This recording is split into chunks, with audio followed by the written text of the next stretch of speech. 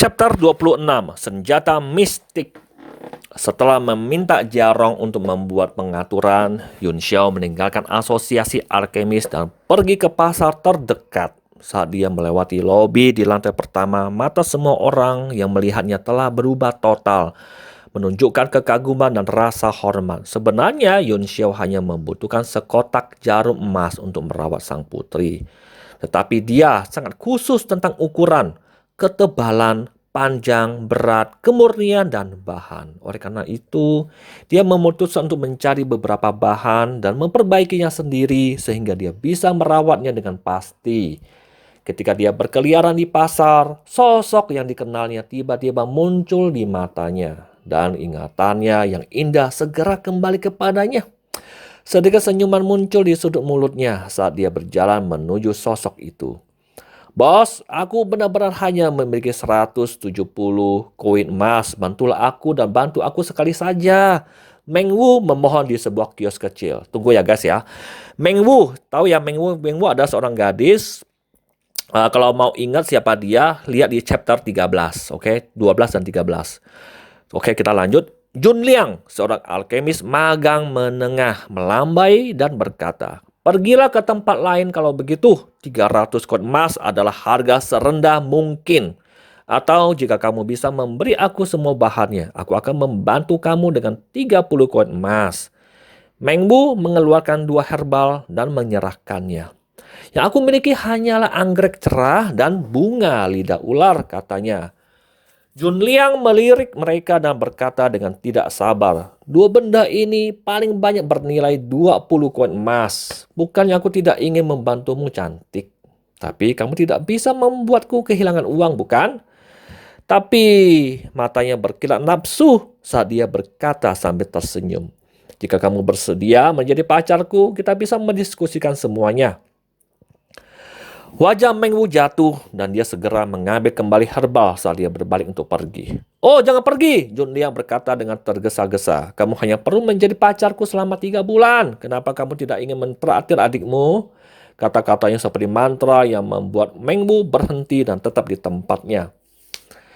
Senyum kemenangan muncul di wajah Jun Liang saat dia melangkah maju dan berkata, "Itu benar, aku tidak memintamu untuk menikah denganku. Bahkan jika kamu ingin, aku tidak akan setuju. Aku seorang pria yang akan menjadi seorang alkemis suatu hari nanti, dan aku hanya akan menikahi putri bangsawan. Kamu layak dipermainkan oleh aku hanya selama 3 bulan. Bagaimana tentang itu? Jika kamu setuju, aku akan memberi kamu air ajaib resusitasi secara gratis." Meng Wu gemetar karena marah dan bibirnya berdarah saat dia menggigitnya terlalu keras. "Bantu aku meramu air ajaib resusitasi dan aku akan mengumpulkan cukup uang untuk membayarmu kembali dalam 3 bulan. Bayar aku nanti." "Hah, jika saudaramu tidak diobati dengan air ajaib ini, kurasa dia tidak akan bisa hidup selama itu.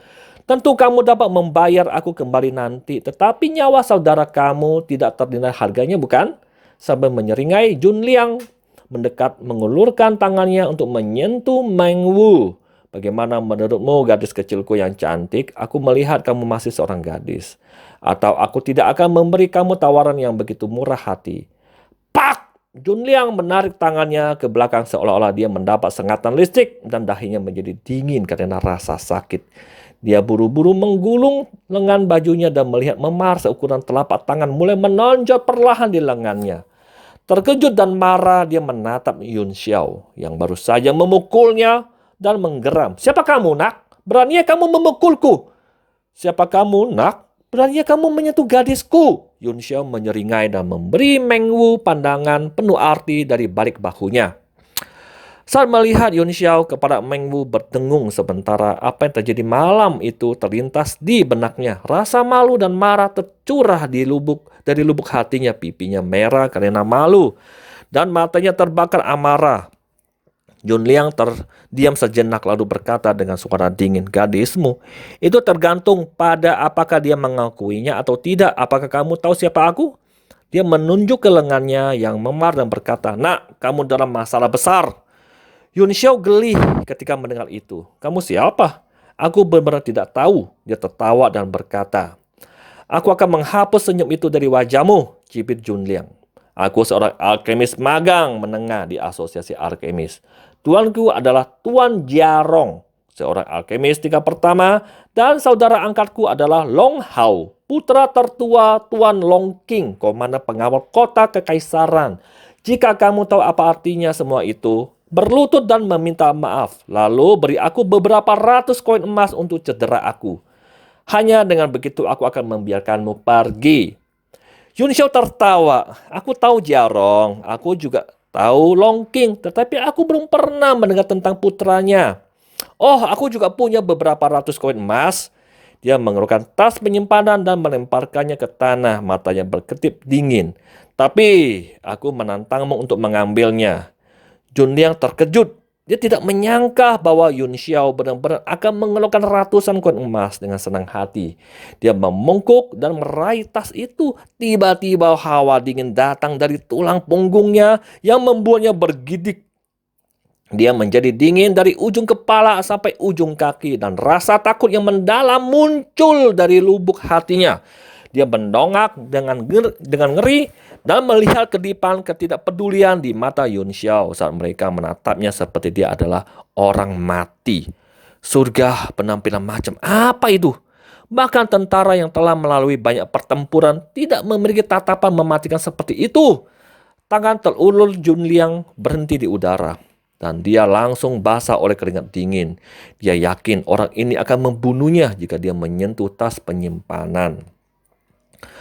Meng Wu menatap kosong ke arah Yun Xiao. Sikapnya yang acuh tak acuh telah mempengaruhi dan sangat mengejutkannya juga. Untuk mengumpulkan uang, dia setuju untuk membantu Lan Fei dalam rencananya menjebak Yun Xiao. Dia tidak berharap itu berakhir begitu buruk. Lan Fei tidak hanya diusir dan dia tidak mendapatkan satu koin pun, tapi dia bahkan diraba-raba oleh pria ini. Oke guys, di chapter 13 ada kok. Dia tidak akan pernah melupakan apa yang telah dia lakukan padanya. Malam itu dia diam-diam menangis di tempat tidurnya, menggaruk tangannya yang berdarah dengan kukunya sendiri saat dia bersumpah berulang kali bahwa dia akan membunuh orang ini. Tapi ketika Yun Xiao muncul di depannya lagi, dia tidak bisa berbuat apa-apa padanya selain menjadi marah. Mungkin sosok perkasa yang turun dari langit di arena hari itu telah terpatri dalam hatinya. Gadis-gadis kecil selalu memuja pahlawan, dan seorang pria yang kuat cenderung membangkitkan lamunan yang tak terhitung banyaknya. Dia tidak tahu apa sebenarnya pria kuat itu, tapi mungkin tidak jauh dari sosok itu. Saudara Hao! Tangisan keterkejutan Junliang menarik Meng Wu kembali dari pikirannya. Seorang melihat penyelamat, dia berlari cepat ke arah seorang pria berbaju besi, lalu menunjuk ke arah Yun Xiao dan mengatakan sesuatu kepadanya. Dengan ekspresi muram di wajahnya, Long Hao datang dengan sekelompok tentara. Dia menatap Yun Xiao dan Meng Wu dengan dingin, lalu menatap ke langit dan berkata, "Aku tidak tahu siapa kamu dan aku tidak ingin tahu. Sekarang aku akan memberi kamu dua pilihan. Kamu dapat berlutut dan meminta maaf kepada saudara laki-laki aku, meninggalkan gadis itu, serta uang sebelum keluar dari sini, atau menjadi cacat dan menghabiskan sisa hidup kamu di penjara. Kamu hanya memiliki 3 nafas untuk mengambil keputusan.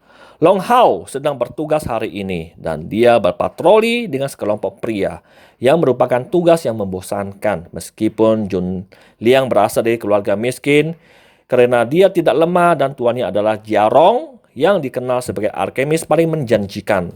Long Hao dengan senang hati berteman dengannya dan membantunya sekarang.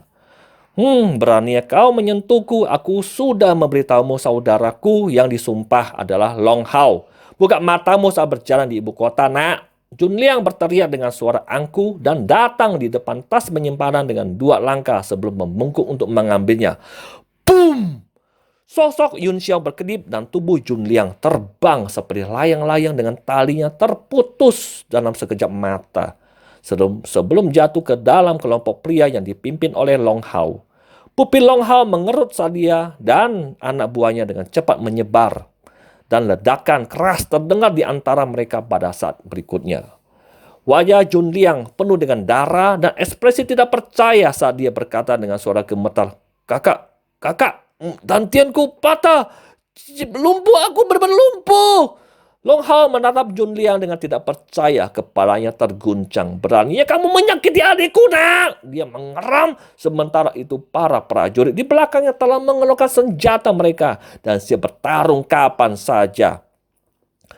Meng Wu juga tercengang. Dia tidak menyangka Yun Xiao begitu tegas dalam tindakannya, melumpuhkan Jun Liang bahkan tanpa mengucapkan sepatah kata pun.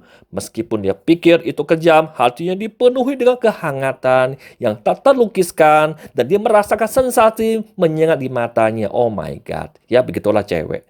Yun Xiao berkata dengan dingin, aku memilih opsi kedua. Tolong kirim aku ke penjara untuk bersenang-senang, saudara prajurit. Mati! Long Hao meraung saat dia akhirnya sadar.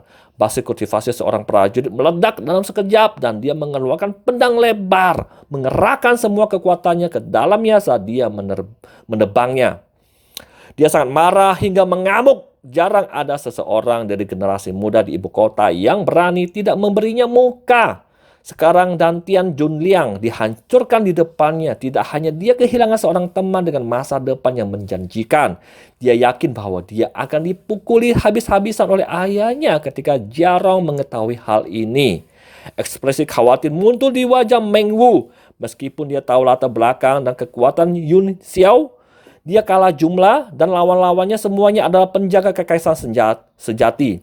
Ini adalah prajurit yang menjilat darah dari ujung pisau mereka. Yang kekuatan bertarung sebenarnya jauh lebih kuat daripada para siswa yang menghabiskan sepanjang hari di akademi berkultivasi.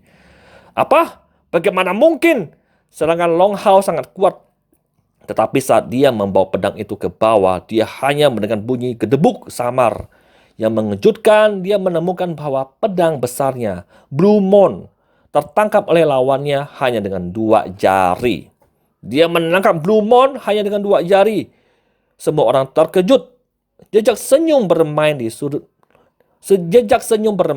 mulut Yun Xiao saat dia memegang pedang lebar dengan lembut di antara jari-jarinya. Tampak seperti sedang menikmati bulan sambil memegang bunga. Tampaknya santai, tetapi sebenarnya itu adalah teknik jari yang sangat canggih.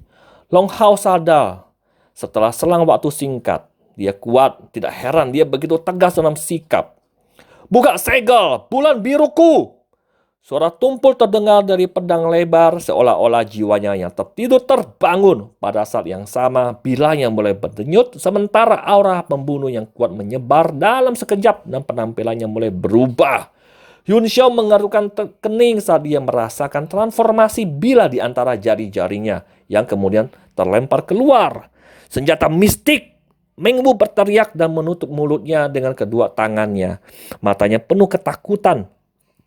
Senjata mistik adalah alat tempur eksklusif untuk prajurit yang berisi kekuatan tak terbatas. Hanya alkemis yang bisa memperbaikinya dan masing-masing dari mereka sangat berharga dan sulit didapat. Blue Moon aku terbuat dari besi dingin laut dalam oleh Master Liang Wenyu. Master Alchemist tingkat kedua. Mata Long Hao berkilat dengan sinar dingin saat dia dengan lembut menggerakkan jari-jarinya di bilahnya. Kamu adalah orang ketiga yang melihatnya membuka segel. Merupakan hak istimewa kamu untuk dibunuh oleh Blue Moon hari ini. Gitu guys, sekian dulu. Thank you.